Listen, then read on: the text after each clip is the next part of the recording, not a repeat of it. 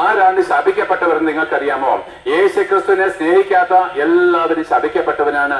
പൗലോസ്ലീഹ ഇങ്ങനെ കൂടെ പറഞ്ഞിട്ടുണ്ട് കേട്ടോ, നമ്മുടെ കർത്താവായിരിക്കുന്ന യേശുക്രിസ്തുവിനെ സ്നേഹിക്കാത്ത ഏവരും ശപിക്കപ്പെട്ടവൻ.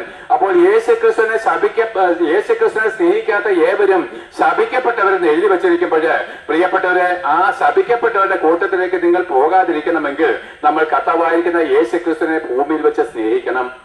നമുക്ക് തന്നെ ആയുസ് കർത്താവിന് വേണ്ടി ജീവിക്കണം. മറ്റൊരു വചനം ഇതേ പൗലോസ്ലീഹ തന്നെ ചൊല്ലിട്ടുണ്ട്, നമ്മുടെ കർത്താവായിരിക്കുന്ന യേശുക്രിസ്തുവിനെ സ്നേഹിക്കുന്ന ഏവരോടും കൂടെ ദൈവത്തിന്റെ കൃപ ഇരിക്കുമാറാകട്ടെ, ദൈവത്തിന്റെ സ്നേഹം ഇരിക്കുമാറാകട്ടെ, ദൈവത്തിന്റെ സാന്നിധ്യം ഇരിക്കുമാറാകട്ടെ. നോക്കുവിന് ഈ ഭൂമിയിലുള്ള സകല മനുഷ്യരെ പറ്റിയുള്ള ദൈവത്തിന് ഈ രണ്ട് കാര്യങ്ങളുണ്ട്. ഒന്ന്, കർത്താവായിരിക്കുന്ന യേശുക്രിസ്തുവിനെ സ്നേഹിക്കുന്നവർക്ക് ദൈവം സ്വർഗീയമായിരിക്കുന്ന സ്ഥാനങ്ങളെ കൊടുക്കുന്നു.